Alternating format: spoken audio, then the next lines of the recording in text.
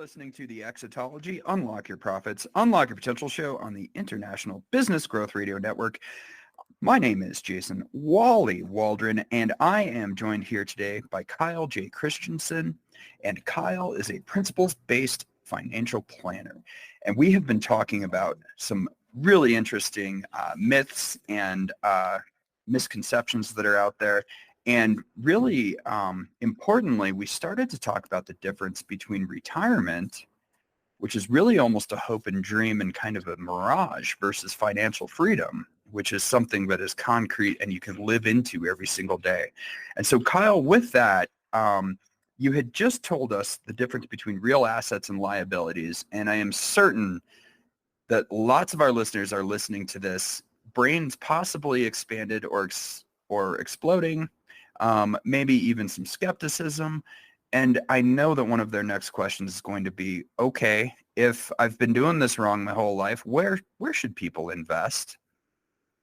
Yeah, that's a great question. And one of the things I mentioned was that the financial services industry actually doesn't sell assets, right? In fact, if you think about what the financial industry promotes or pushes, they would never do themselves what they are encouraging us to do. They would never put their money into something that they, purposely wouldn't get cash flow for decades, right? So before we go there, I want to push back on that a little bit and help understand.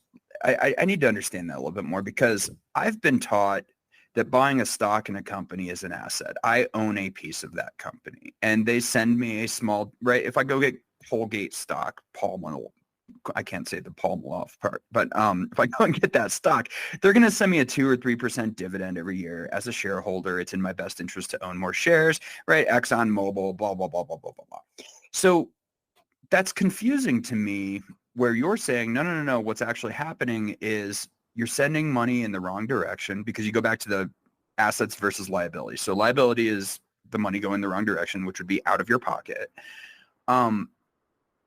Let's dive into that a little bit, and how do you overcome that? Because this is news to me that I've been investing in stocks a long time, and now I'm discovering in real time, like a lot of our listeners are, that perhaps that's not what I think it is. Yeah, I love that. So if a business, let's say Dell, okay, Yep. They want to raise money. They have a project that's coming up and they want to raise money.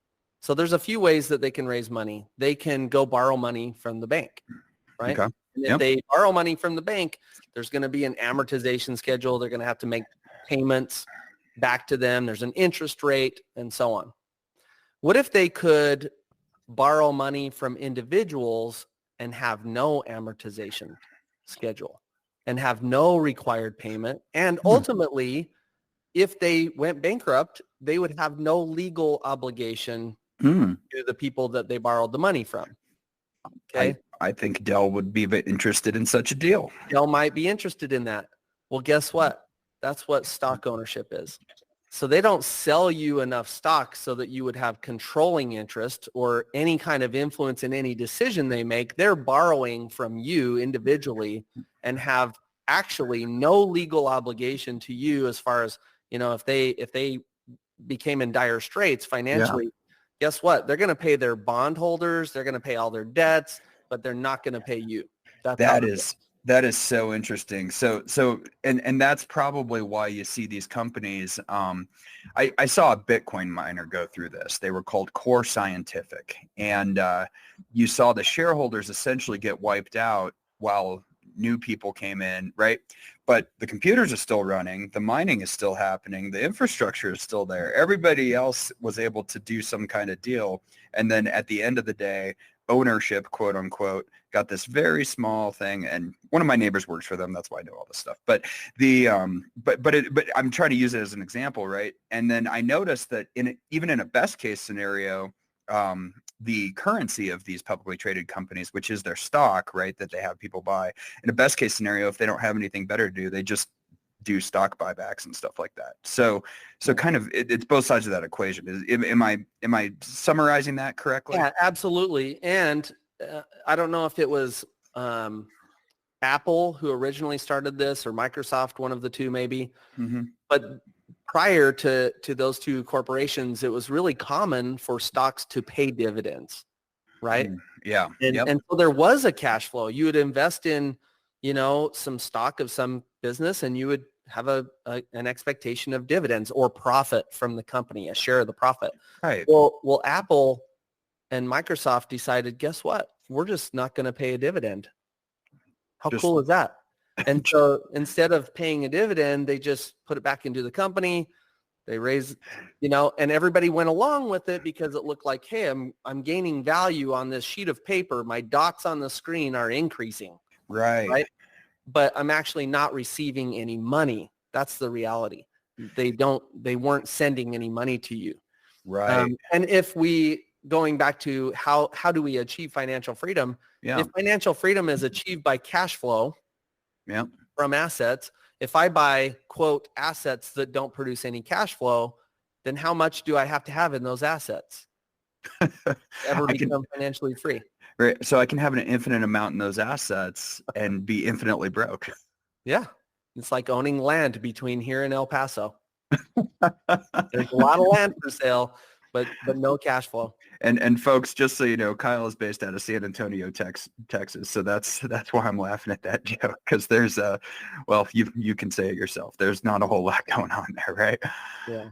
So back to the question then, if this is all true, where should people invest? So one of the things we teach, again, this is principles based.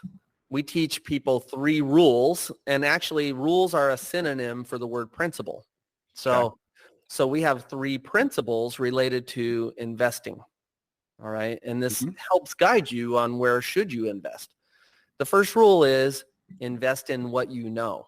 Okay. So that can have 2 different connotations, right? It could mean, hey, Wally should invest in the things he already knows, that he's already an expert in. And that would make sense, right? Invest in those things. And I know for a fact Wally does that. Right? The other connotation that it can mean is I need to become an expert. Okay. So I need to gain knowledge.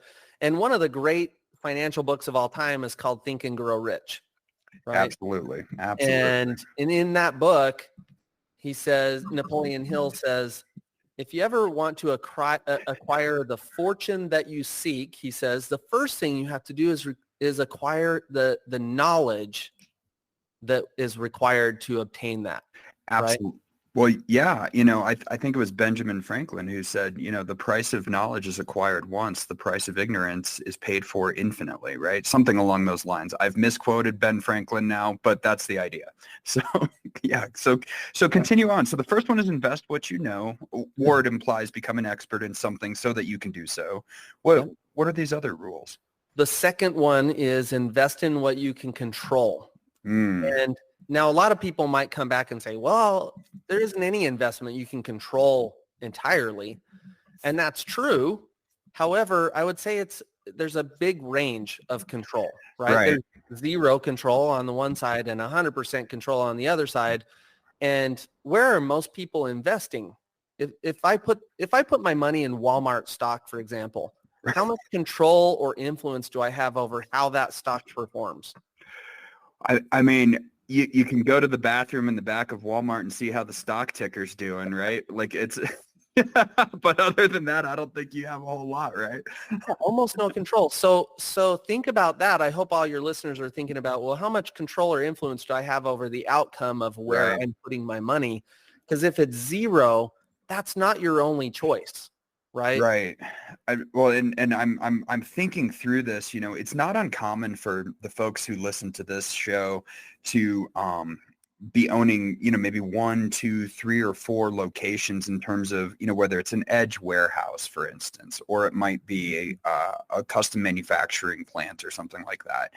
And my point of, saying this is it when the numbers are run, oftentimes it makes sense to have a second business over here that runs all of your real estate, because that creates this cash flow situation. And so notice, that's following, here's what you know, which is your business, and then building on that to invest in something you control.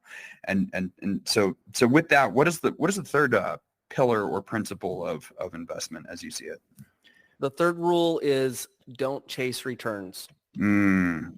So I would say, that principles give us a filter, right? A criteria Yeah. that we can run decisions through. And so when we're looking at any opportunity to invest, right? Yep. The first question we should ask is, how much of an expert am I in this? Right. Okay. Can I even really recognize whether something's an opportunity or not? Okay. Yep. Number two, how much influence will I have over this? How much control or influence do I have? Because here's the reality. Nobody cares about your money more than you do. Right. Okay. Right. And so you talked about abdicating responsibility. Number two is the opposite of that. It's saying, I'm going to take responsibility. I'm going to take accountability. And then number three, chasing returns. We get marketed, right? People come with glossy brochures and promises of easy fortunes, right? Because that's what they're promising usually is they're saying, look, you can put in very little effort, time, knowledge, work, and somehow this is going to turn into riches. Right. And the reality is I think all of us should have a red flag fly up in our minds that say, oh, wow, they said free or basically no effort. And there's nothing in your life. I always ask my clients, is there anything in your life that you have that's been an enduring success that required no knowledge, no effort on your part, no accountability, and somehow it worked out? Oh, and man. the answer is no. No, and I think that's, and the key there is, have you had something that's of enduring success, right? Because we've all, had that moment of it just fell out of the sky or whatever, but enduring success. Yeah.